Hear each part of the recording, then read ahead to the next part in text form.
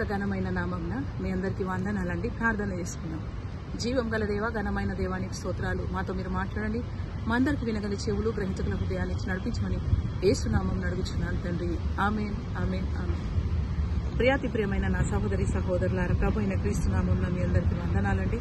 మరి బ్యాప్టిజం ఇచ్చి యోహాను మరి యేసు ప్రభు గురించి మాట్లాడిన మాట నా హృదయాన్ని ఎంతగానో సందర్శించినటువంటి మాటతో మరి మీ ముందుకు వచ్చాను. చూడండి, మత్తయి సువార్త 3వ అధ్యాయంలో చూద్దాం.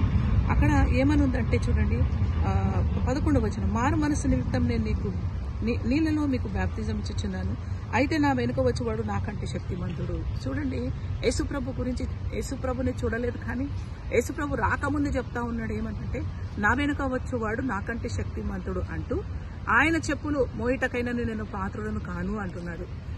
ఆ ప్రవక్త అయినటువంటి యోహాను మరి యేసుప్రభు మాట్లాడుతూ స్త్రీలలో ఇతను కంటే గొప్పవారు లేరంటూ, మరి ఎవరైతే పరలోకంలో అల్పుడైనటువంటి వారు గొప్పవారని చెప్తున్న ఆ మాటను బట్టి ఇక్కడ చూడండి, ఆయన గురించి యోహాన్ గురించి యేసుప్రభు కూడా మాట్లాడారు.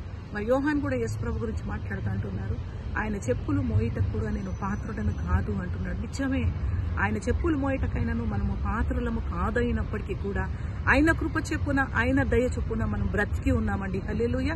చూడండి, ఇంకా మాట మాట్లాడుతూ ఏమంటున్నాడంటే, ఆయన పరిశుద్ధాత్మలోను అగ్నిలోను బ్యాప్టిజం ఇచ్చేవాడు. చూడండి, నేనైతే నీళ్లలో బ్యాప్టిజం ఇచ్చుచున్నాను, కానీ నా వెనుక వచ్చేవాడు ప్రభువు, ఆయన శక్తిమంతుడు, నీళ్లలో కాదు కానీ పరిశుద్ధాత్మలోను ఇంకా అగ్నిలో బ్యాప్టిజం ఇచ్చేవాడు అంటుండు. హల్లెలూయా.